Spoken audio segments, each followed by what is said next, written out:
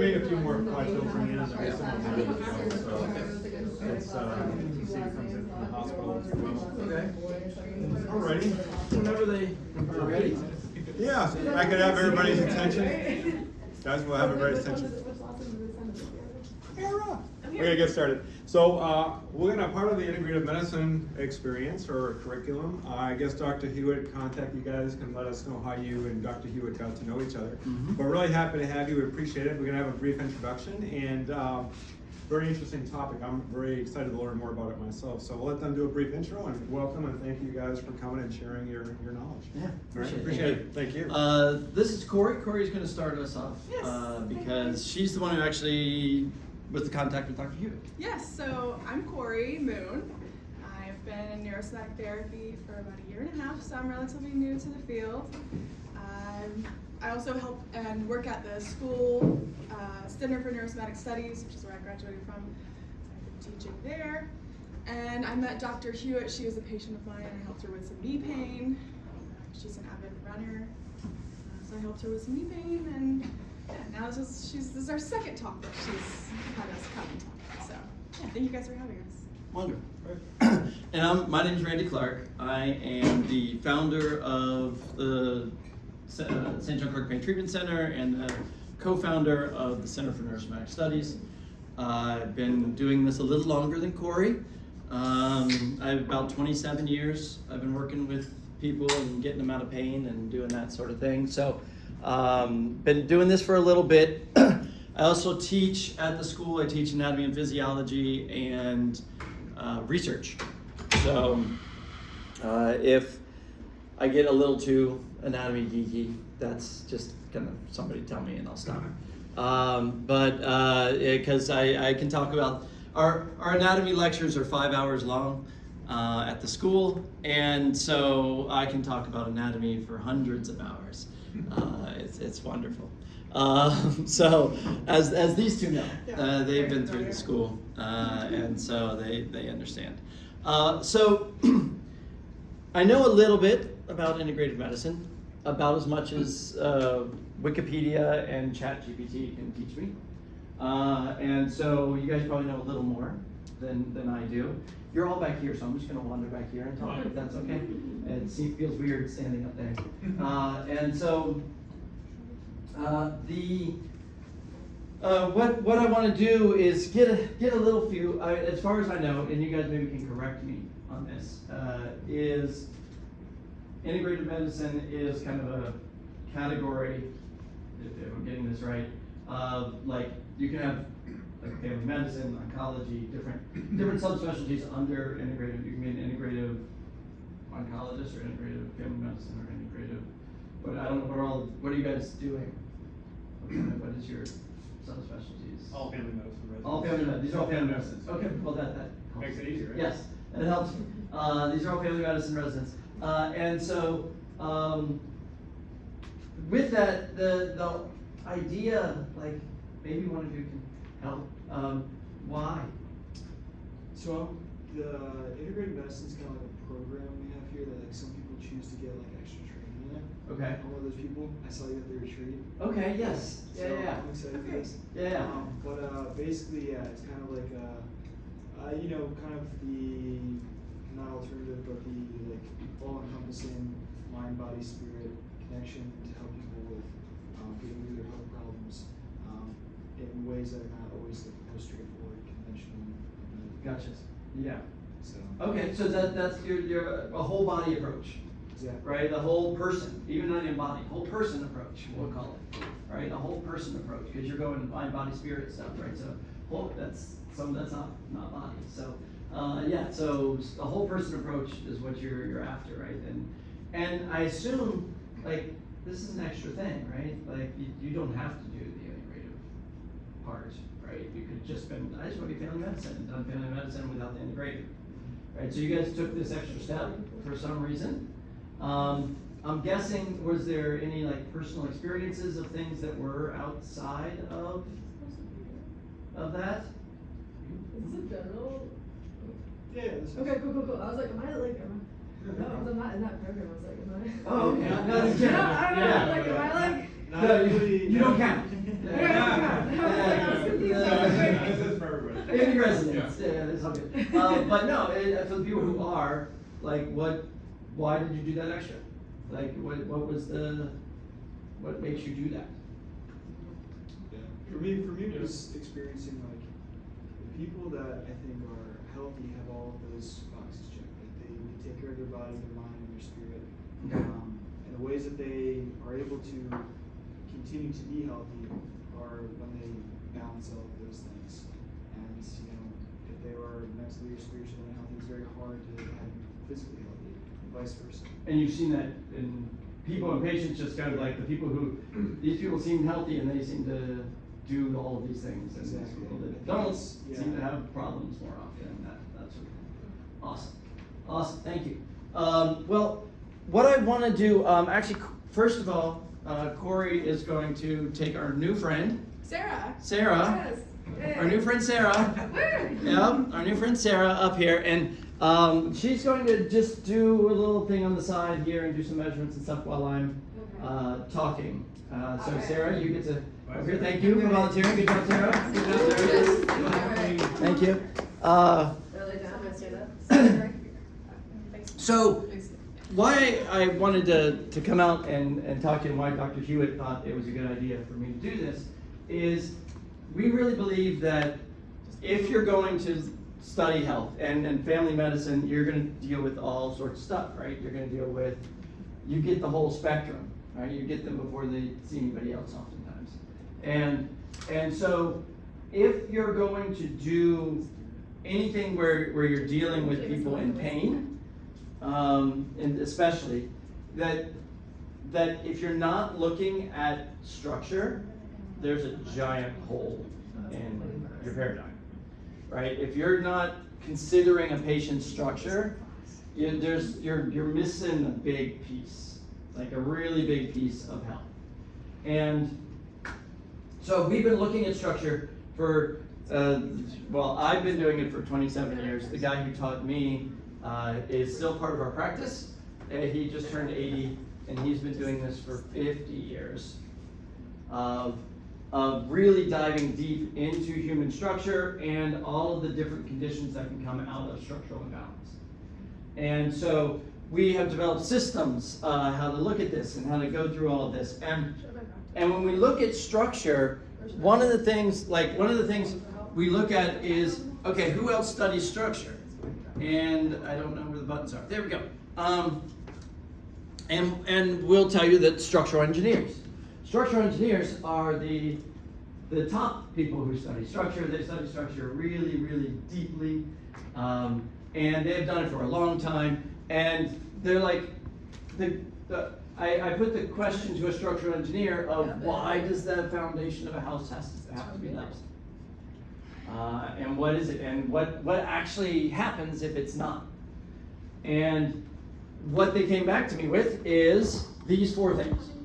They said that even load distribution is number 1. Is that when you overload one part of a structure as opposed to other parts of the structure, it tends to wear and break down faster. And so the structure itself, if you look down to number 3, the structure's integrity and stability starts to become an issue. They find that during natural disasters, earthquakes, hurricanes, things like that, the structures that the foundation has shifted are the ones that knock down more than the ones that stay level.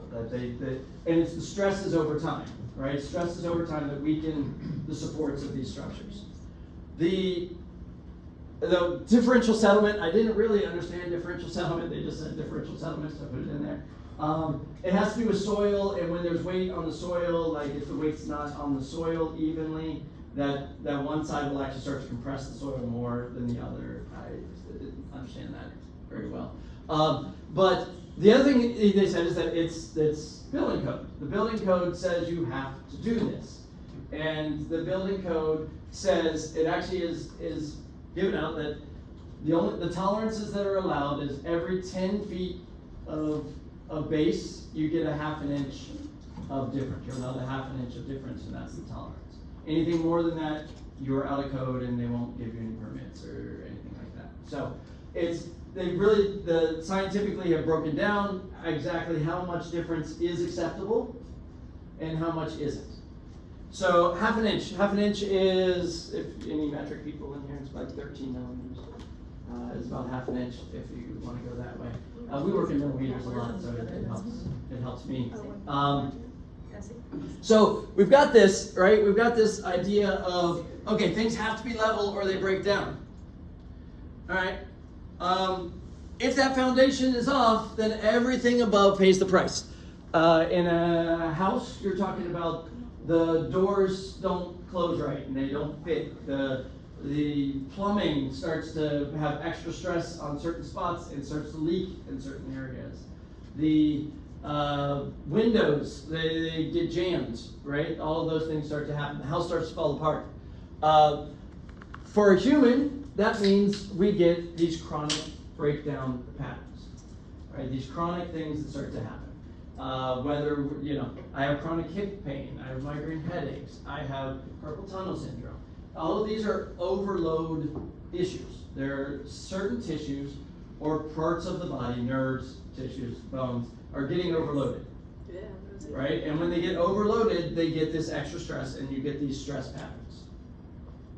Right? And these stress patterns show up as different symptoms. It's a whole range of symptoms that can show up. It depends on what your stress pattern is, right? Whether that turns into, I have chronic knee pain or chronic hip pain. I've got, and we're going to see later, it's not just this. There's lots of research to support that structural changes cause physiological changes. And so now your lymph patterns change and your circulatory patterns change. And now your digestion starts to slow. And now you're like, why am I so constipated all the time? Structure leads to physiological problems. And we start to see this over and over again. And so you're going to see patients that present with a whole bunch of different things. And many of them can be traced back to chronic biomechanical, physical, functional changes. All right? I had my dad stopped by my house last night. He's 79. It was my son. I have a 15-year-old son. It was his first day of school yesterday. So his school started, first day of high school. So it was a big day. You guys remember first day of high school? Yeah, it was a big day. And so my dad came by to see how his day went, and I was talking to him after, and he was very chatty. I don't know what's going on. He just didn't want to leave. The parents just like sticking around. Gotta go. But yeah, he's really, and he asked what I was doing today, and I told him I was coming to do this, and he was like, "You can share my story," right? Because I was being the center of attention. And he's like, "Do you remember that day in the parking lot of the?" I'm like, "No, I don't." But he was like, "You told me if I would do what you told me to do, you could get me out of hip pain." Because he's like, I'd been in chronic hip pain for a bit. I've been doing this about 2 years, about where Corey is now. I've been doing this for about 2 years, and my parents were my worst patients, right? Has anybody treated their parents for anything? They're awful. Like, they're so hard. They're so hard to treat. I assume your kids are too. I mean, my kids just get to that age where it's getting different, like you won't do what it tells you. But he wouldn't do it. I finally was like, I'm not treating you anymore unless you like actually do your homework and do what I tell you to do, right? And he finally was like, okay, I'll do it. And now you have to understand, my dad, as a child, had polio, was in bed for a year in traction and all this stuff. And it withered away one of his legs.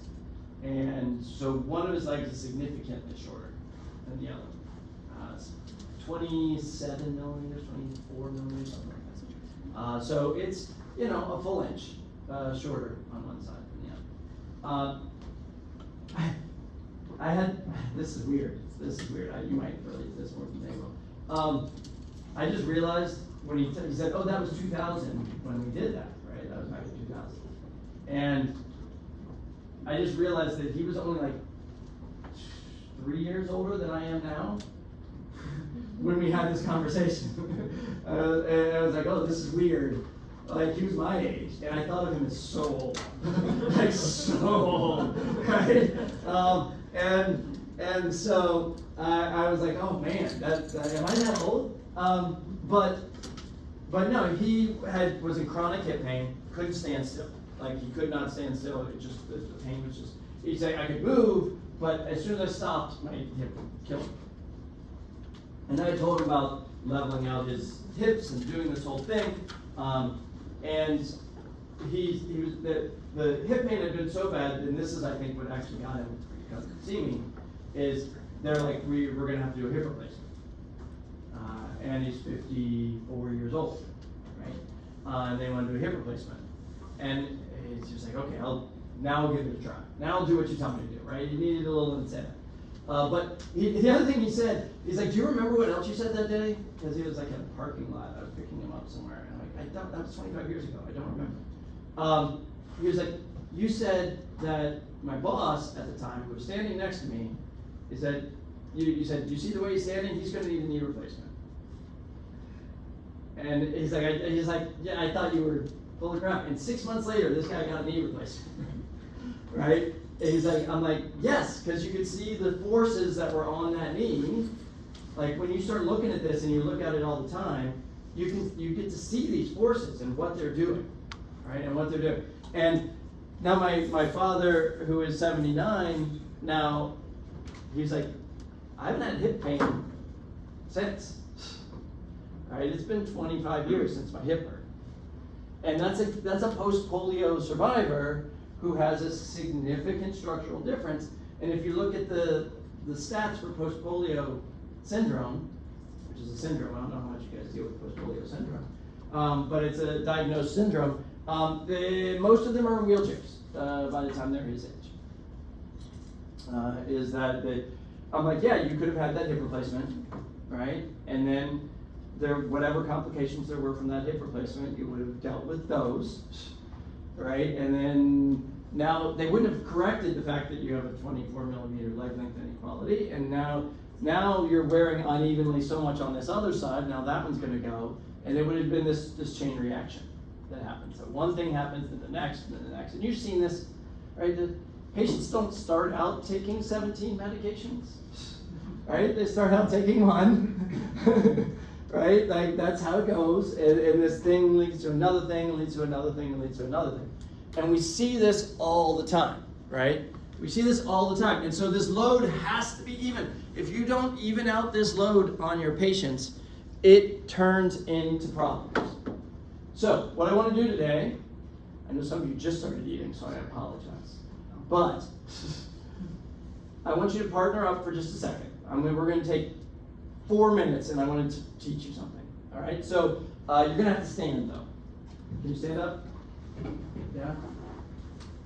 Stand? Yeah? Everybody? Okay. Find a partner. There's 3 of you. You guys can work it out. Actually, Tori. Come. Tori's going to partner up with one of you. There you go. And she can help. All I want you to do, this is super, super simple. Yeah, I don't know. All I want you to do is... Probably lost the 2 weeks. I know you guys are anatomy people, and I don't have to teach you this, but I'm going to remind you. ASIS, right? I want you to take the ASIS, and I want you to just get your fingers under the ledge of the ASIS of your partner. And when you do so, right, so I'm going to is it okay if I touch your... Yeah. All right, ASIS, and then I just want you, if your knees will take it, come down and get your eyes at the level of their ASIS. And just tell me what you see. That's all. So real fast. So fine. Ask permission. Make sure it's okay to touch your partner. Yeah, it's going to make their feet. Yeah, if you want their feet pretty even, right? Don't let them like be in like this crazy weird stance, right? Like kind of feet below your hips, and then switch up. Make sure you measure each other.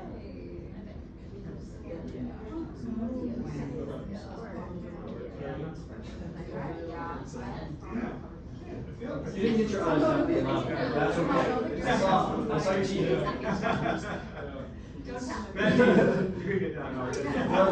But the young people all have to read this. I've been, I've been tired right now, so yesterday I was like, doing a lot on the side, so I was right.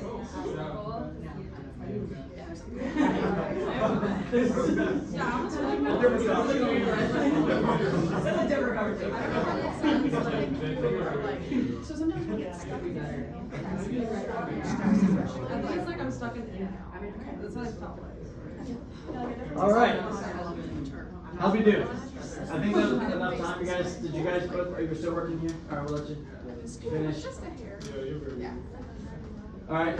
Anybody see anything that was a little bit off? A little one higher than the other one or anything like that? Anybody see that? A little bit? I was lower. A little lower? Were you doing something recently or was there? I just started my surgery rotation, so I've been like on my feet a lot. On your feet a lot. Yeah. Okay. So, all right. So when we're measuring this, right? This is the easiest, simplest measurement you can do. There are several things that can go wrong that can create that, right? We can have what is just called a tilted pelvis, right? Like this. Let's say the abductors over here, the glute med, med, all that stuff get really tight on one side. Maybe you've been standing on the foot or whatever, right? And it just pulls it down like this. It can do what's called a, just learned a new name for this. Let's see, sacroiliotorsion. The sacroiliotorsion, right? Which is that one of them goes anterior as opposed to the other, right? So that would cause one to be higher than the other, right? There could be something structural. Let's say one femur was shorter than the other one, and then that would drop everything down on one side like that, right? These are all things that could cause imbalances. There are things like called obliquity that could create an issue. There's several things that can do this, but all it is showing you that there's an imbalance somewhere, right? That one measurement doesn't do it. When you're seeing Corey still taking measurements, we take a bunch of measurements, right, to try to figure this thing out. On most people, it's in the ballpark of 70 measurements of body, right? To try to figure out where all of these imbalances are. But you don't have to take 70 measurements of the body.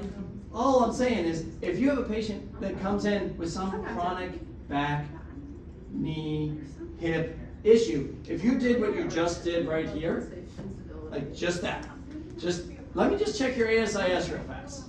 And you just did that. And it was like this.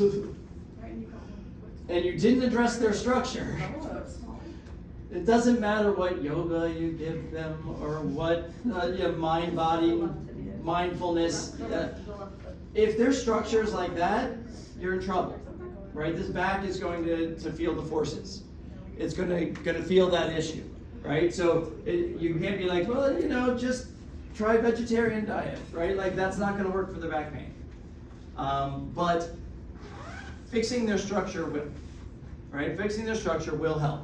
There are so many people that have this issue. So many people that have this issue. And those people are suffering, and they're going to walk into your office and say, I'm having this issue. And maybe they don't want to go see the surgeon. Maybe they want to do something else, right?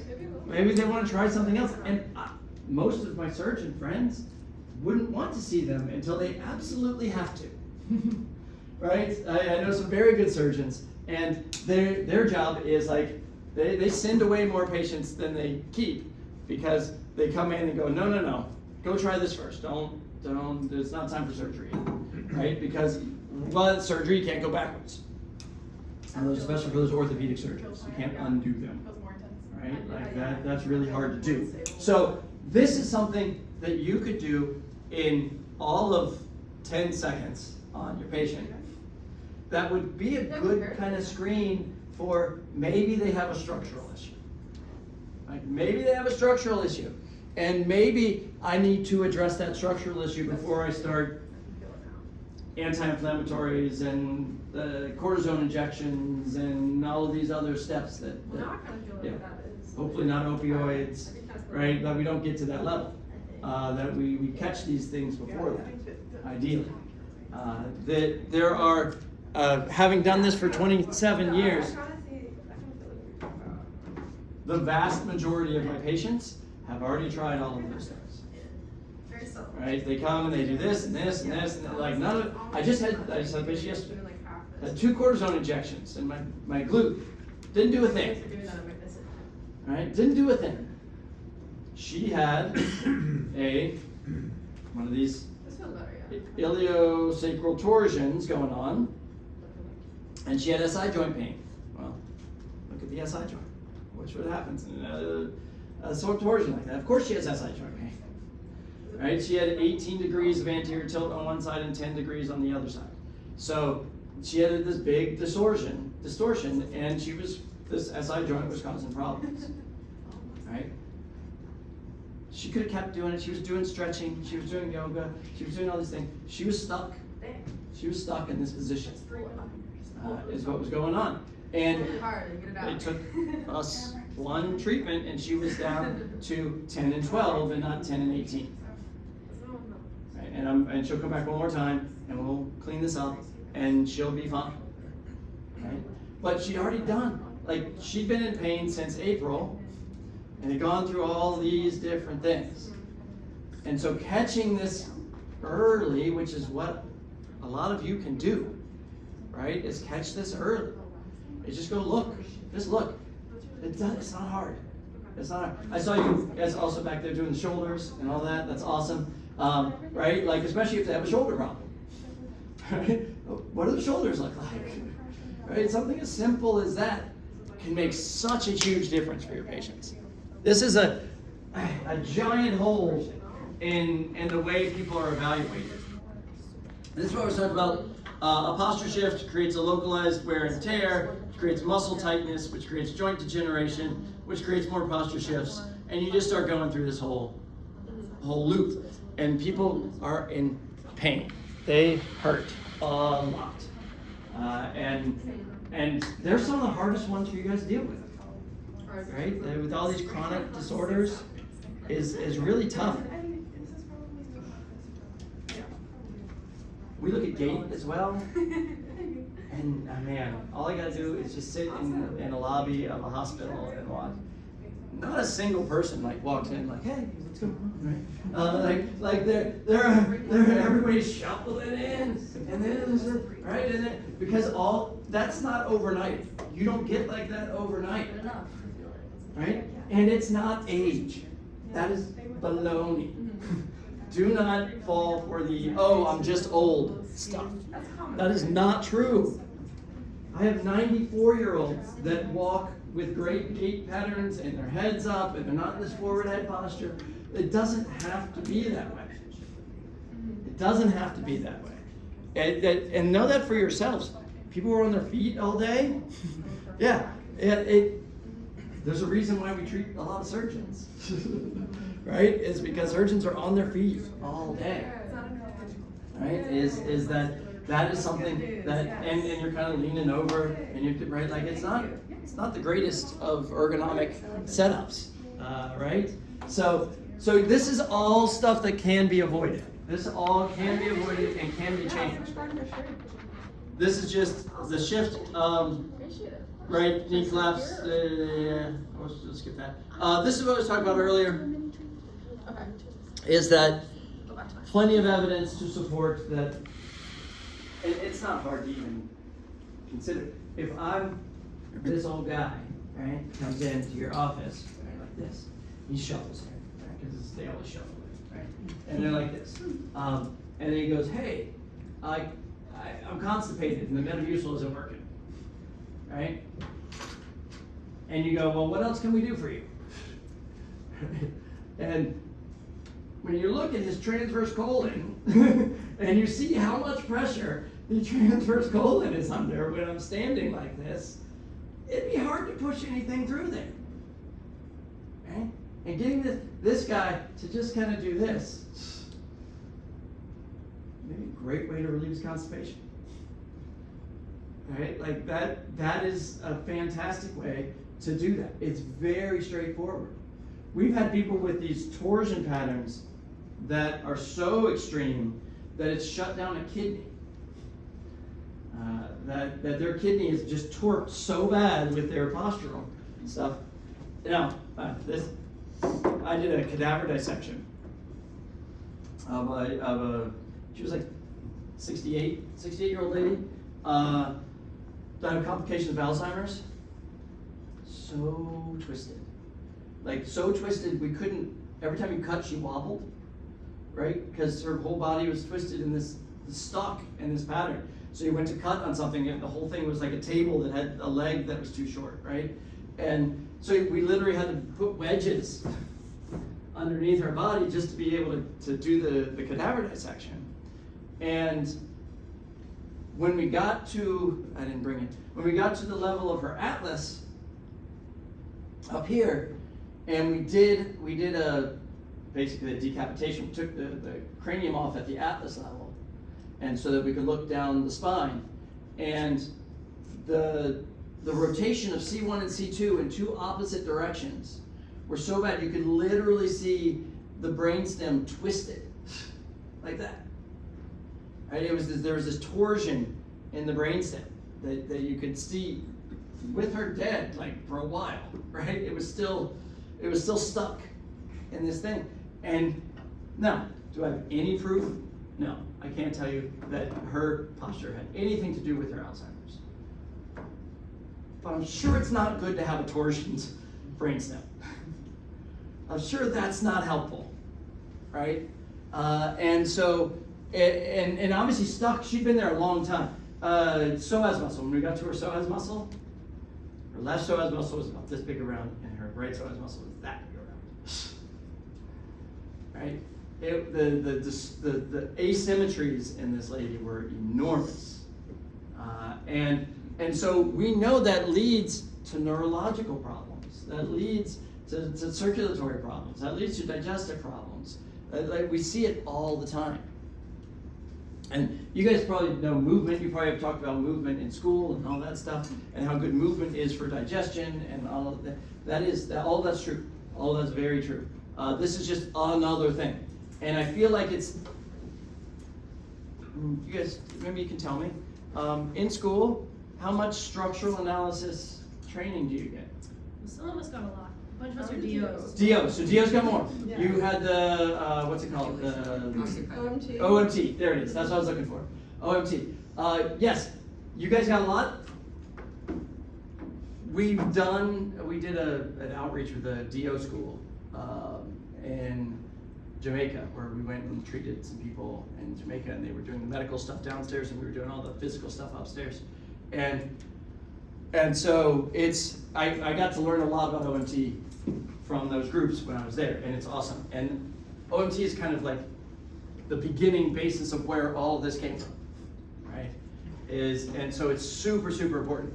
But those of you who did not go to the DO school, structural analysis, Not much. not much, no, not much. It's a big hole, like it's a giant hole. It's a giant hole in trying to figure this thing out. Like, figuring out patients is hard. Figuring out what's going on with patients is hard. And if you're doing it with this giant blind spot, it makes it even harder. Right? It just makes it a lot harder to do. And so, wanted to just show that.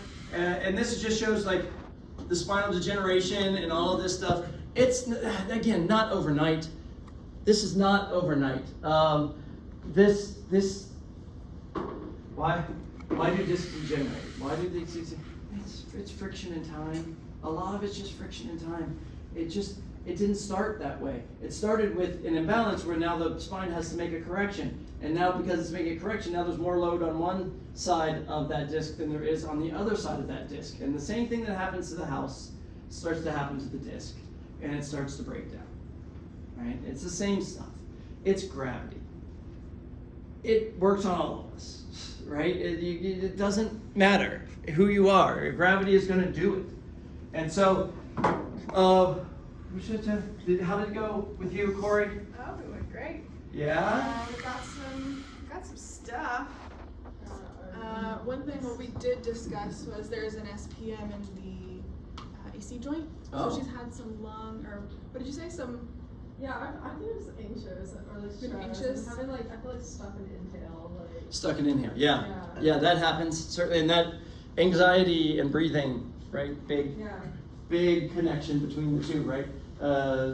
When people are having panic attacks, like the first thing we do is treat their diaphragm, right? It's just to try to get some breathing going. Because sometimes that diaphragm's in spasm, and so I can't get a breath in, and if you ever want to have a panic attack, just don't be able to breathe, right? That'll do it. The only panic attack I've ever had was because of my two brothers. Only one of them, really, it was his fault. But I'm the youngest brother of three, and we were doing this, we had a swimming pool, and it was like, let's see how long you can hold your breath, right? How many laps can you do? Right? Anybody ever do, like, how long can I hold my breath? Yeah, okay, so I was doing that, and my middle brother, it's always the middle brother. The middle brother, right, thought it would be funny that when I was like at the end, he like pushed a float over my head so that I couldn't come up.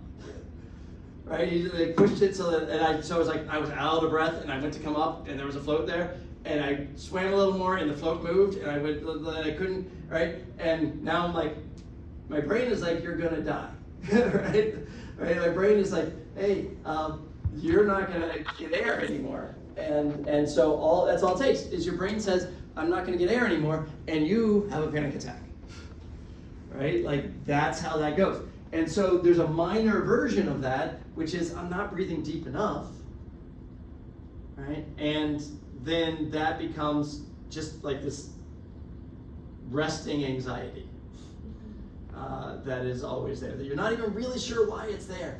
You can point to stuff, I'm stressed about this or that, but there's like, but why am I anxious all the time? And a lot of that comes from breathing, right? A lot of that comes from breathing.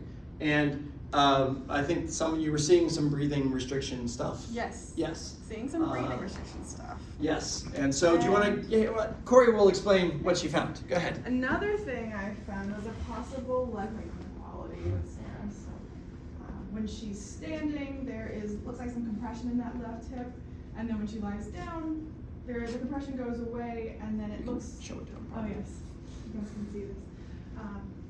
And then it looks like she may have one tibia shorter than the other. So we did we played with some of the lift kit to test and see which one would really create more of a level pelvis for her, and we got about 3 millimeters. So 3 millimeters really made her pelvis more level. She had a little bit of relief in that left hip. There. Got some compression right here. And so when we put a lift under that right foot, she had relief in her left foot. So we brought more of that level plane in that joint. So that's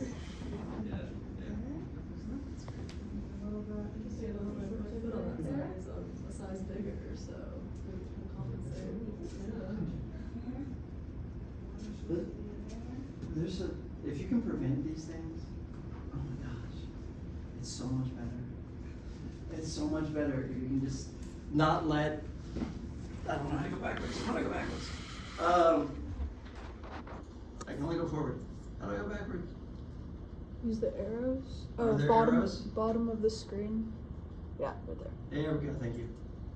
These things, the spondylophytes and all these different corrections that your body makes, it's so much better if you can just stop those from happening. It's so easy. It really is very easy to stop them. It's much harder to treat them. It's much harder to treat them when they're there. But stopping them is easy. You take a young person, like this one. Yeah. Listen, anyone 10 years younger than you is young. Anyone 15 years older than you is old. That's just how it goes, right? So I'm the old guy because I'm more than 15 years older than you guys. But here's the thing. I'm the old guy. I am in no pain. no pain, and I'm not going to be for many years. I play pickleball all the time. Again, old guy thing, right? I play pickleball all the time. I do beach volleyball. I play with my kids. I do none of it hurts. Right? None of it hurts in my 50s. And it shouldn't hurt in my 60s. It shouldn't hurt in my 70s. It shouldn't. Right? There's no reason for it to. You got to catch these restrictions and these things before they become the problem. That is the way to go, right? That is the way to go. And where did your chart go? Okay. Yeah. What you don't. The court didn't mention things, right? Like there's a head shear where the head shears off to the left, right? And actually, if you look back, it's still there when she's sitting down. I don't know if you guys see it, but the head shears over to the left. You're like, so what? The head shears over to the left.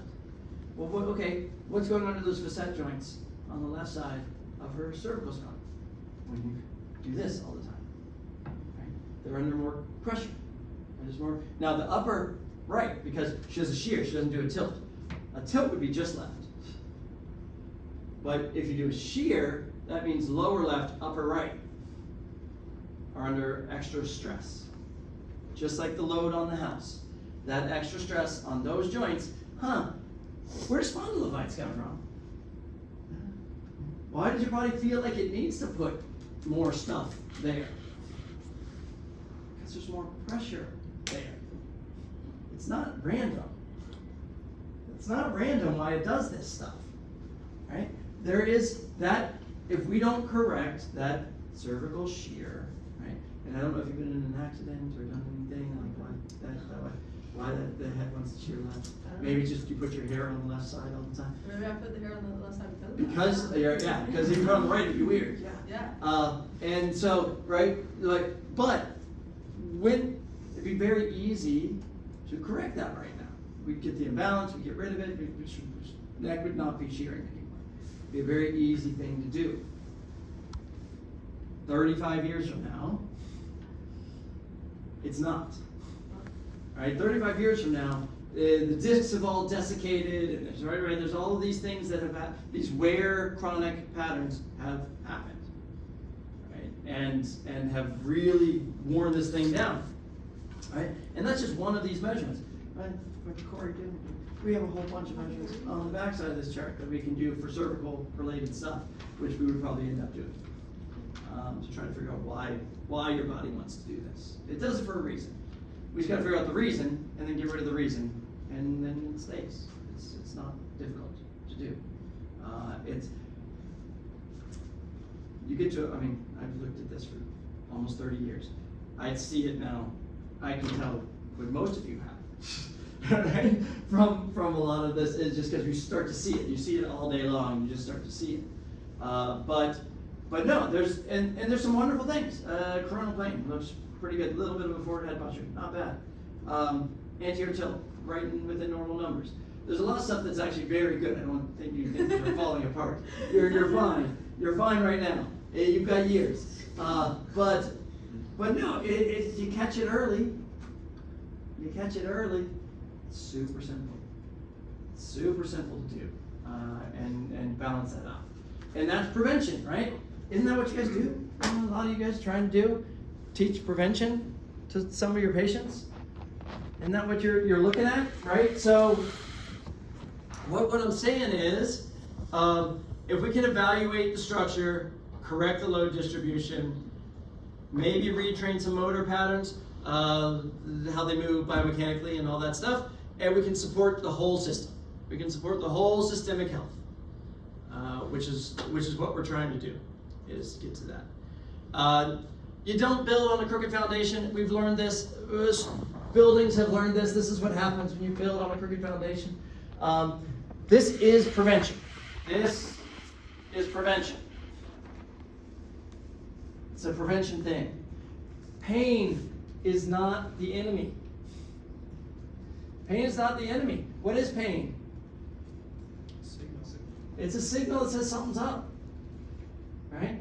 And sometimes the signal's weird, and sometimes you get a bad signal, and some of that, right? It's not always true, right?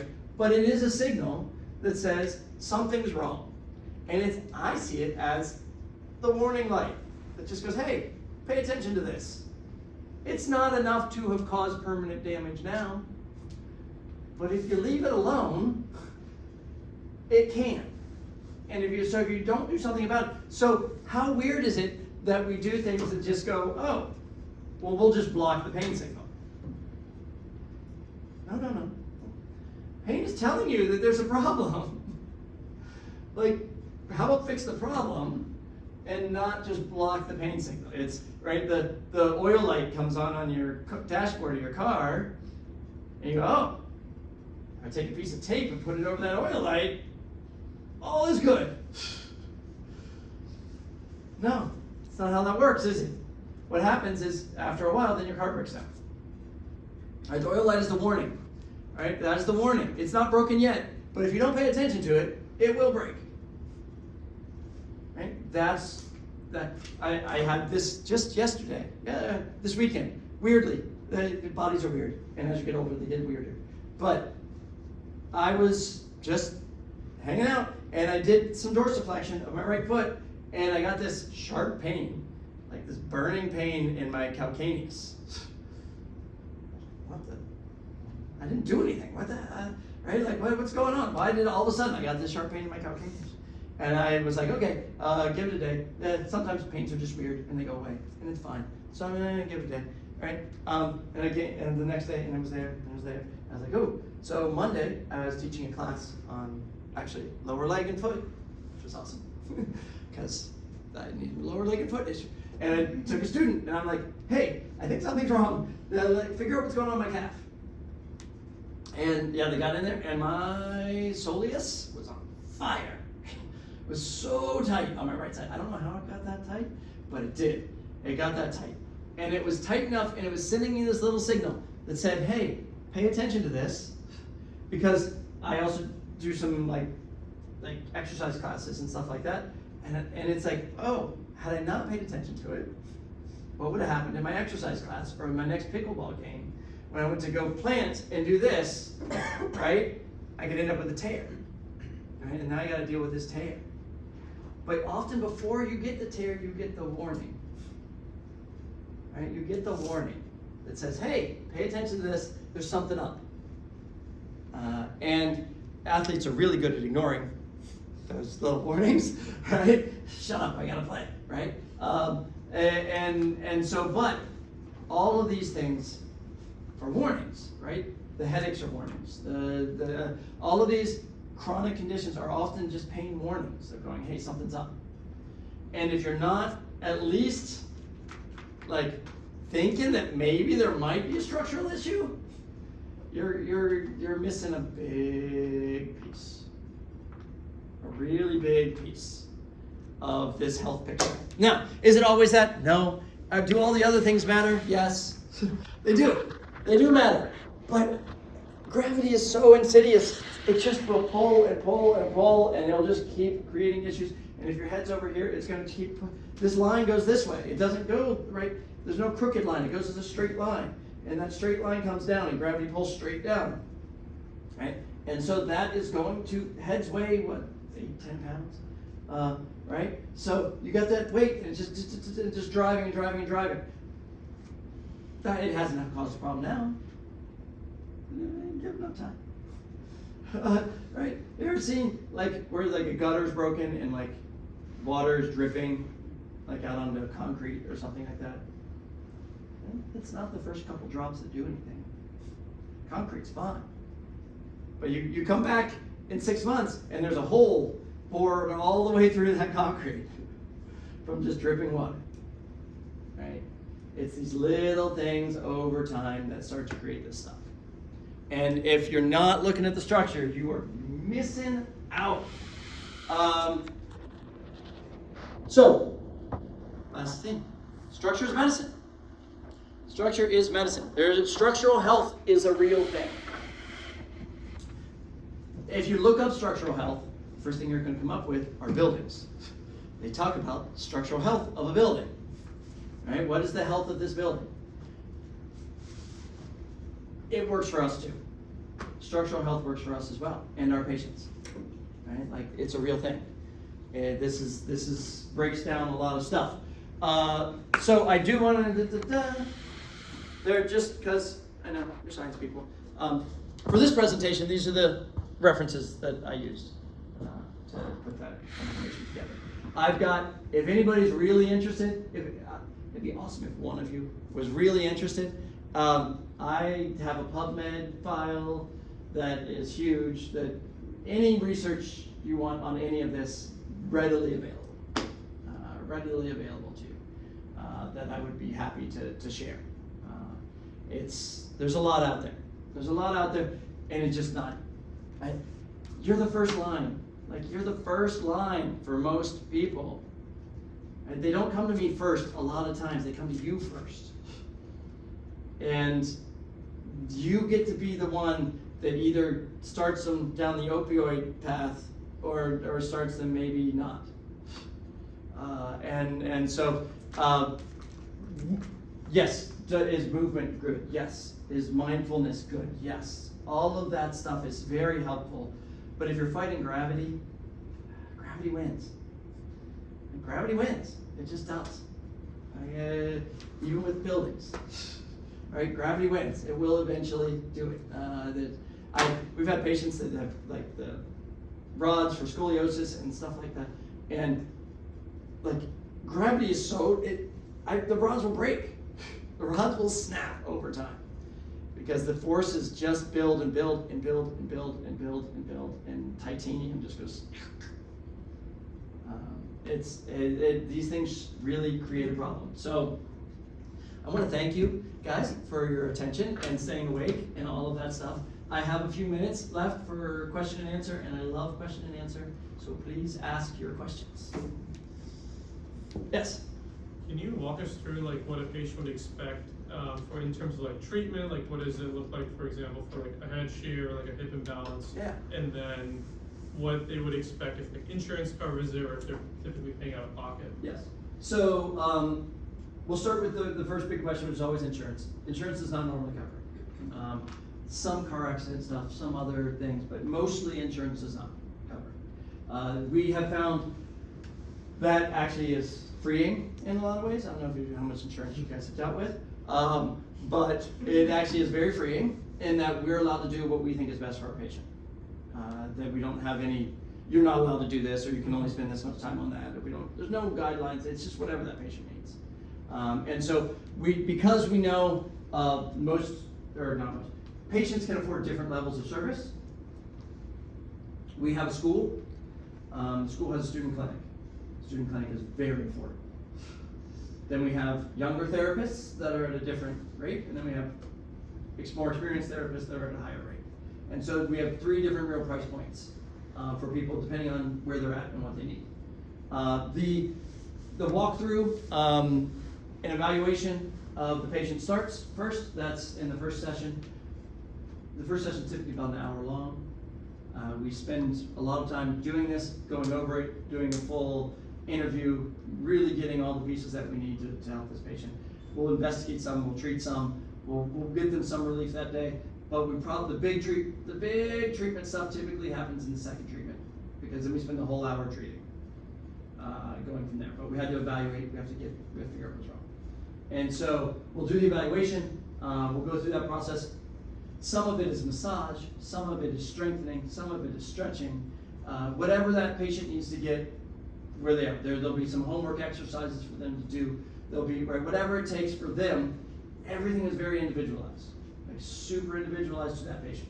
We don't have a formula. There's no formula for frozen shoulder, right? There's no formula for any of this stuff. It is all super individualized to that patient. From what we find from these 80 measurements in our interview, what we tell when we're teaching people is symptom, story, and structure, right? Like what is the symptom?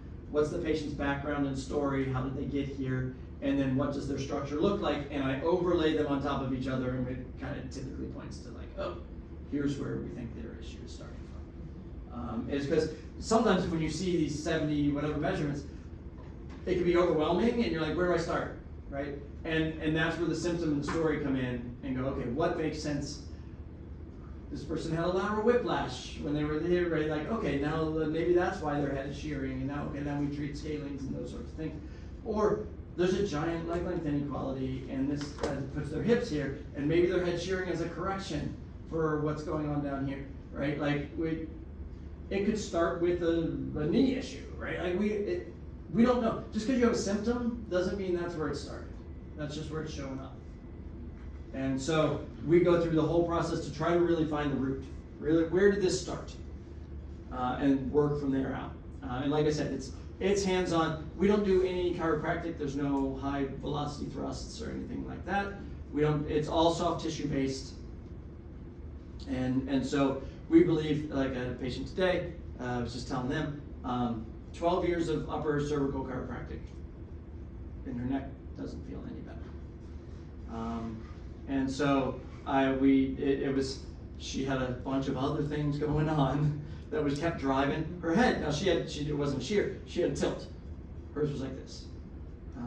And so, and they kept treating here and here and here, but they didn't look at any of this down here. And this was all compensating for what was going on down here. So had to work her from the base up. Some people it's top down. Right? Some people it's a mid-thoracic spasm that started the whole thing. So we figured all of that out and then start from there. And then if it's tight, we loosen it. If it's loose, we strengthen it. And we just start to kind of build back from that. Does that answer the question? Okay. Good. So for someone to go to the student clinic, what's like ballpark? Like 100, 300? Because people will ask us. Hours? No, dollars. Dollars? No. Student clinic was at 40, 30, 40, $40. Okay. Yeah, it's $40. We kept it at something that we think most people can. A decent lunch costs you $20, right? Like $40 is a reasonable number, and so yeah, it's $40 to come do a full hour with the student. Now, the student might not get as far as the professional in that hour, but it's reasonable, and people love it. They come. I think it's the best deal in town because there's always a professional with the students, observing them and making sure that what they're doing is safe and effective. And so, yeah, I think it's a really great deal. So as you get into the professionals, it's about 160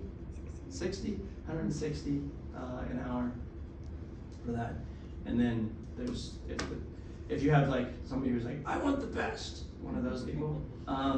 They've already been to Mayo Clinic and they've done all these things. I want the best, right? Those people. Then that's one of our founders, and that's me or Paul, and we're at the $300 an hour level. Okay. So, yes. You may have already mentioned this, so I might have missed it, but the student-run clinic, what kind of students are they? Like So therapy students? No, they're students in our school. We have a school called the Center for Neurosomatic Studies. Okay. It's a program. It's a 1,300 hour, takes about a year and a half program that takes graduates like Gotcha. coming in, and all we do is a year and a half of teaching them this system. Okay. Right? No, we don't do English or math or any of that stuff. It's just trade school, fully focused on teaching them this, is what we do. And so they're, like I said, 5 hours lectures, right? They're 5 hours a day, 5 days a week, right? That they're in class. So it's full school. They're there the whole time. So, and we push them.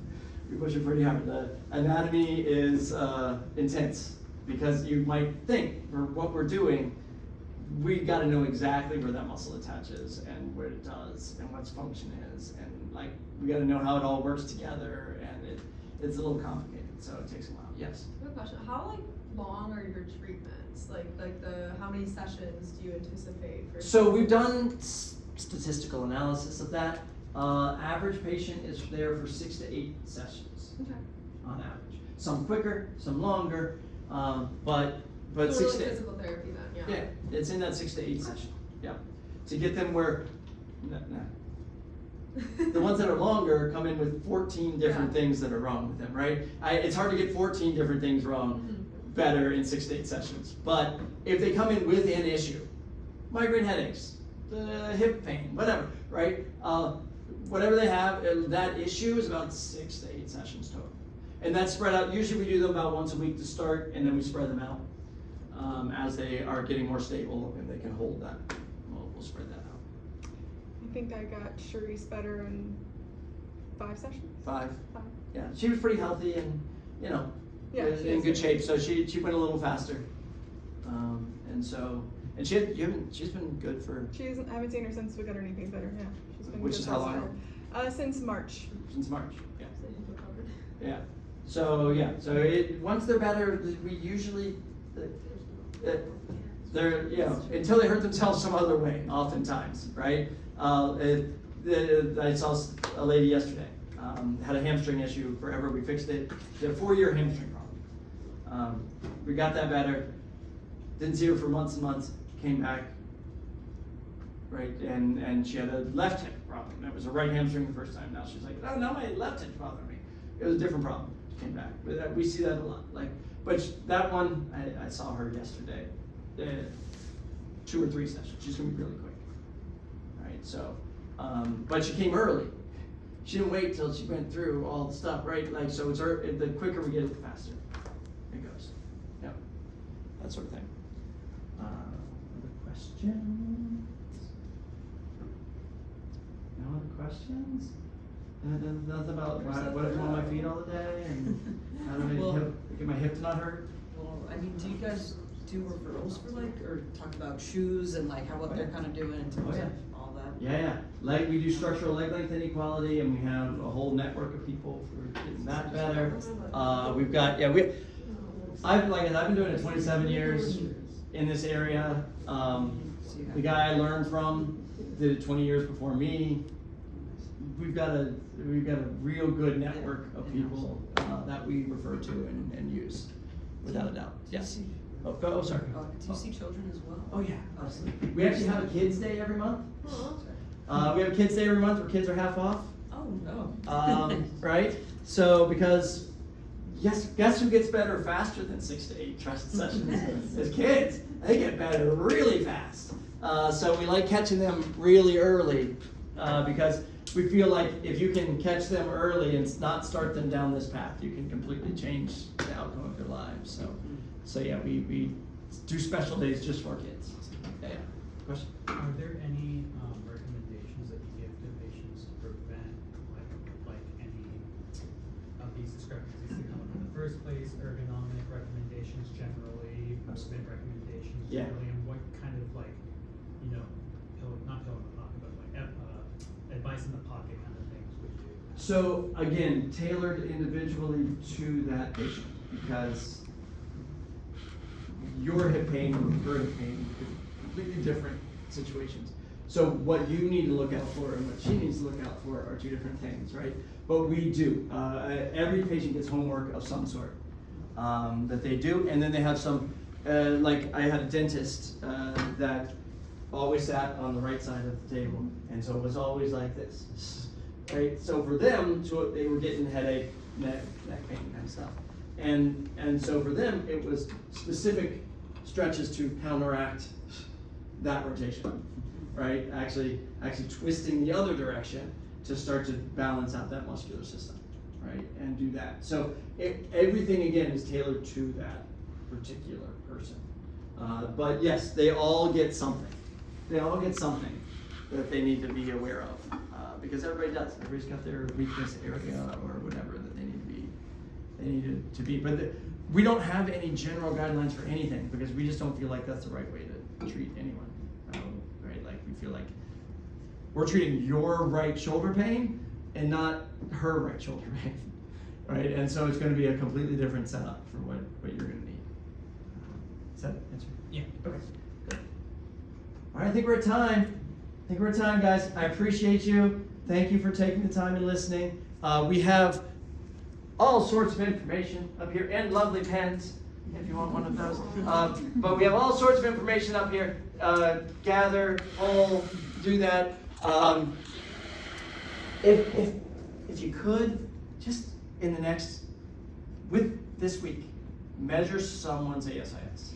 Just one patient's ASIS. when they come in. Just find one that would be a good idea to measure their ASIS and just like check that one. All right? I think you're gonna find out it's really important. All right? Thank you. Thank you very much.